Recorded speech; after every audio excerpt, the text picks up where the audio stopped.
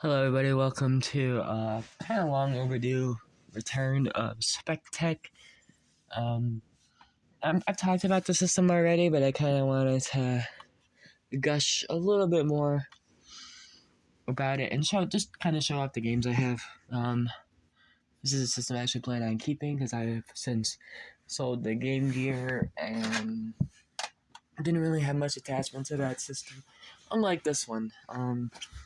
Once again, this is the Famicom. I traded some amiibo for this at a little local gaming joint a few years ago. And apologies for the mess. I'm currently reorganizing things. And I also have an iPod, which will be a Spec Tech video relatively soon. Just gotta find the charger for this little shitty speaker. Lord, you know what? No, man. But I traded some amiibo for this, and this local game thing was only selling these for like $40. I believe this was either in 2019 or 2021. It was either pre-pandemic or right after pandemic, so it was a good deal. And I don't really play it a whole lot. I just really love the design of this thing. I think I made a Spec Tech Mini about this, but I kind of wanted to go a little bit more in depth and talk about this. Also a Skibbity Kitty here, but I really like the design of this thing. There was a mod I did to it. I'm sure most of you know that this has the Player 2 controller has a microphone in it. It doesn't have a start and select button for whatever reason. Still need to tighten it a bit more, but every time, this might be a bit kind of cringe to some people, but the microphone's only used in like 5 or 6 games, and the one that's most infamous in Legend of Zelda is not a game I particularly care about. It's a good game, but it's just not one I'm really interested in. And every time I would have this plugged in and with this volume slider up, it'd make a really loud buzz off my CRT here. And anytime I wanted to play a 2-player game with someone, they'd pick it up and it would get really loud and buzzy, and it was just completely irritating. So I unfortunately have snipped the microphone out of the Player 2 controller, and I do eventually would like to try to get an AV out mod, or preferably if there's a cable. Having to screw this in TVs kind of limits what TVs you can play it on. Luckily, this nice baby has a pretty nice screen. It's a good resolution. I think I got it from a thrift store for like $5 a couple years ago, and it's basically been the only CRT I really still like have. I have a second one, but it's a little bit bigger and a little bit more heavier and clunkier. This one's nice and portable and it only weighs about like 15-ish pounds, which isn't too bad for an old fat fuck like this. But yeah, that's the only mod I've done to it. I would like to get this AV out mounted. One thing I regret is I was at a convention called Cleveland Gaming Classic a few years ago, and someone there was selling a Twin Famicom for $90, and I took a bunch of Game Boy Advance games that were actually pretty valuable. I had Metroid Fusion, Wario Land, Mario 3 and stuff, and they definitely traded into the wrong booth. I much would have preferred to get the Sharp Famicom instead of just getting $80 cash for like 3 games. I definitely ripped myself off at the first or last time I've done it. So that kind of sucks. So I'm kind of stuck with this guy, but I don't actually have any plans to get FDS really anytime soon. I'd rather get a flash card that can do that. I mean, that might change. If I can get one for cheap, I wouldn't really mind, but I don't really have a reason. But I like to go over my WIP progress of some of the games I've managed to acquire. All these games I've gotten for mostly pretty cheap. So we're going to start with this one. This is Mario Open Golf. This was $2 at a local convention called it's run by the guy who owns Video Game Connection. I think it's called CCAG. There's just one dude there, this dude bro, who always hooks me up with like the cheapest Famicom games, and he had this, and he said I bought this and 2 other games off of him that I'll be showing later. He's like, yeah, buy books for free, and I'm like, bro, these are like hard off junk section prices. He's like, yeah, I know. And I'm like, damn, you're a real one. So this is complete. I actually saw this when I was in my California trip. Literally same condition for like $30. So that was interesting. I really like the cover art of Luigi getting pissed off at his brother. It's pretty funny. Game does work. I don't know if it'll work right away because this Famicom has a bit of interesting success rate. Oh no, it worked right away. So got Mario Open Golf here. So it's a little bit staticky, but hey, for the first attempt, that's actually pretty good. Switch it back. I don't want to blow anybody's ears with the static. Yeah, that dude was a homie for hooking me up. It's complete, even has the old style manual, which I like. I definitely want to get more inbox Famicom games and actually like take care of them. The only other like complete similar game I got that's Japanese is just random Game Boy Advance game. They had this at a flea market for like $6. Some teddy bear game, but it looked cool. And when the fuck do I ever see an import Japanese game in that flea market? I've never seen them there. So, it's nice to have two completely random inbox complete Japanese games, and I actually have a third one on the way soon for certain DS that's had its online taken away from it lately, so I might do a little video on that. So the next thing we got here, we're going to go from top to bottom, is we got the Cool Boy. This is a multi-card. It was $15. I bought it because I do like collecting regular games, but sometimes it's just a game you want to play, and I feel like loading a SD card onto a cartridge kind of makes you not really interested in playing a bunch of games. It's too many options, so narrowing down about like 400 or so is a bit easier. We'll see if this one works right away. Usually it kind of gives me, a little bit of issues. Bit of issues on this one. But there's some pretty funny games on here. A lot of skits on demons. Yeah, I belong the cartridge. I know. I should kill myself, but let's see. A little bit better, but it does work. And there's some pretty decent games on here. You can just you can look this up for the game list. And next is this is the first Famicom game I've gotten. I got this. I don't remember where, but it was like $4. I think it was at a local record exchange. It's golf, and I kind of bought it just like, it's cool to have a Famicom game. I like the design of these. I bought it because of WarioWare DIY, like their custom games are in Famicom shape. So I'm like, hey, I got a WarioWare game. Just being kind of goofy. I don't even know if this one actually works. I don't think I've ever tested this one. Got a bit of a white screen. Turn on the volume, but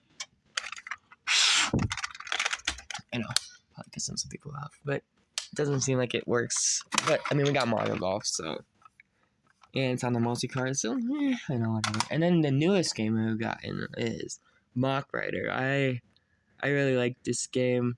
I got it from the book off in California.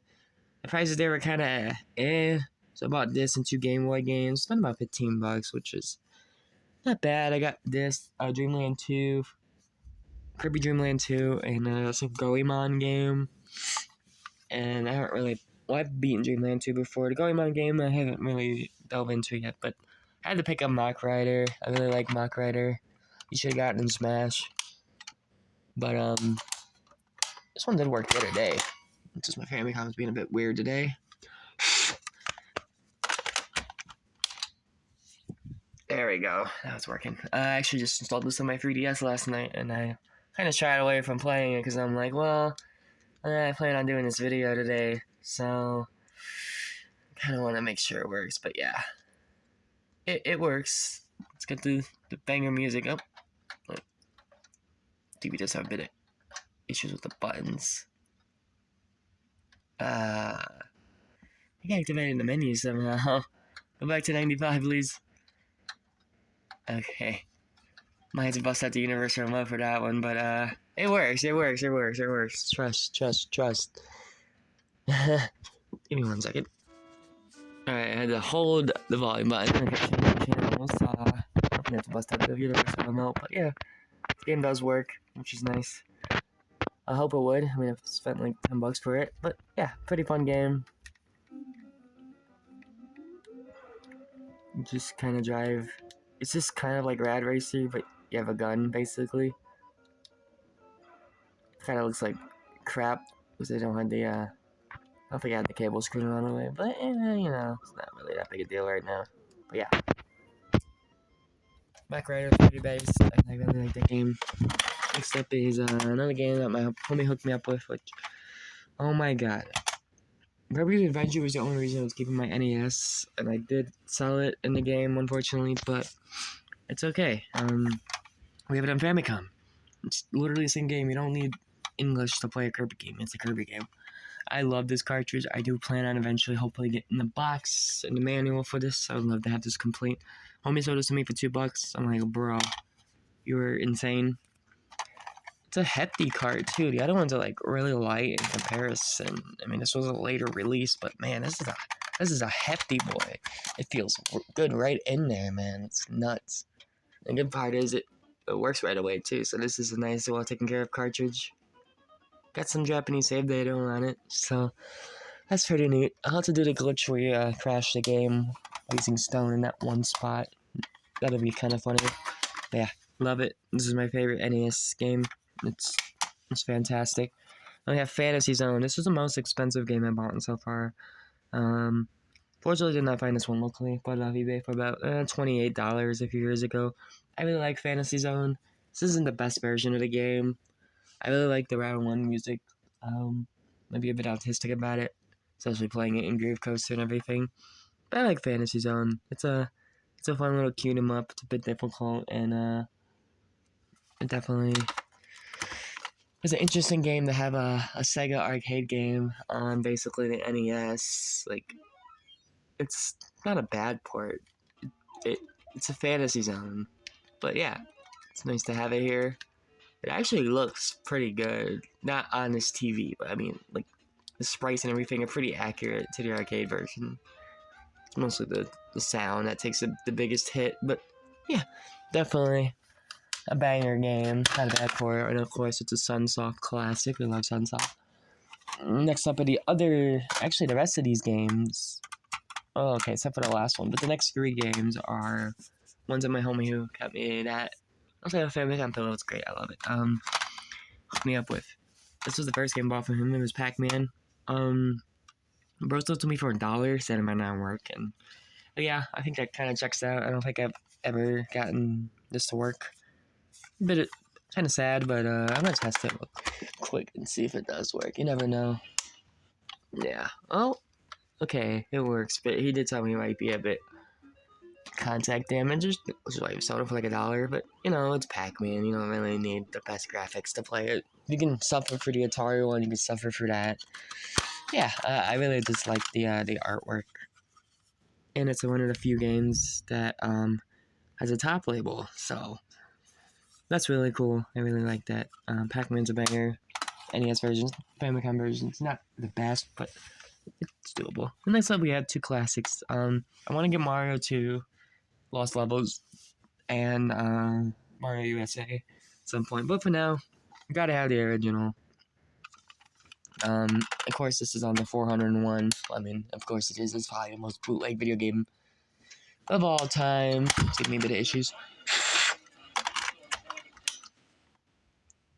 Well, I guess it's a good thing I have a bootleg, but yeah, can't go wrong with a classic.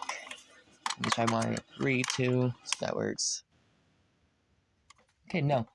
My success rate on this thing is a bit limited. I gotta probably do cotton swab on these things, but yeah. I got these 2 for about, I think it was a total about $10, I think. Which, I mean, if you look up the prices now for these cards, they're way more than that. They're like 15, 20 at the minimum. They're basically close to NES prices. So, well, except Mario Bros. That game's literally the cheapest NES game with that kind. But the Famicom version's a bit harder to find. Also, the Mario 3 is also pretty heavy. I'm imagining because it has I don't actually think this game saves. Kirby's Adventure saves, which is explain the heft because it probably has like a watch battery in it for saving. But I don't know why this game's heavy. Maybe I'll take it apart and look at it and compare it. But not in this video, but maybe. I'm trying again.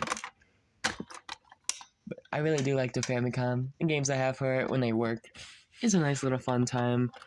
I do want to really get the AV mod for better everything.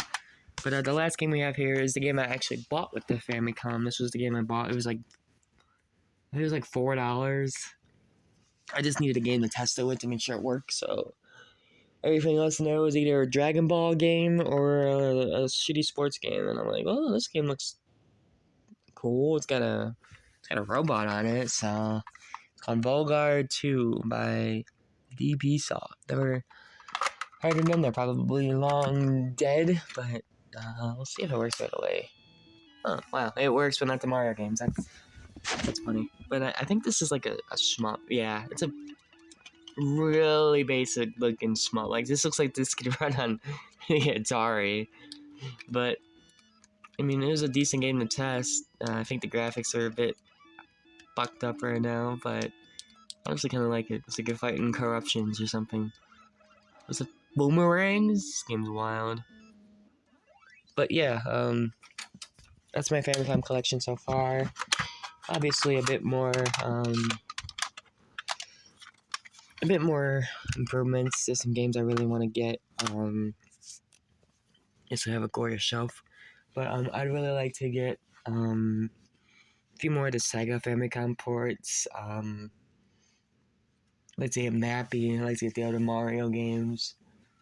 I'd also like to eventually try to get a Famicom ROM. I think that'd be really cool to have. I like the Famicom color scheme way better than the NES one. And I would like to get the Famicom Zapper, because it just looks like a fucking gun, and I love it. So, there were a few wish lists. Oh, and of course, getting Kirby's Adventure there complete would be nice, just the box and the manual. So yeah, that's my Famicom collection so far. There's a little bonus. I don't have a Super Famicom yet, but when I was in Japan, I mean, not Japan, when I was in, not Book Off, I was at a Retro Game Squad store, actually, which is where I picked this up. I picked up Kirby Superstar for $10. Came out to about 11 after the sales tax and everything, but I'm hoping I can snag, I'm eyeing the Super Famicom on eBay right now that comes with Mario World, DKC1, and one of the Bomberman games. Trying to see if the guy can go to 55. If so, I might snag a Super Famicom, because these games are somewhat cheaper than SNES games. SNES games are like really spiked now, and they're really kind of overpriced for what they are. Super Famicom, most of the games I like to play, as you can see here, don't really need language at all. I think the most language intensive game here is probably something that's on here. So, let's go for like more basic games. Yeah, so I do have a Super Famicom game. I also have a Japanese Smash 64, but I'm not gonna go grab that for this video. But yeah, it's a little bit of my Famicom collection here, and definitely will be adding more to this. Hopefully I can make some good deals. If I ever go to Japan, I'm gonna come back with like 30 games, I swear to God. I also do want to get the original Bomberman game, so I think that'd be pretty neat too. So yeah, I love the Famicom. Also love this pillow I got from GameStop like 8 years ago or something. I got it for $10, which it's a good little compliment to having the Famicom here. It's just a giant version of the controller. So yeah, thanks for watching. Peace out, gamers. There.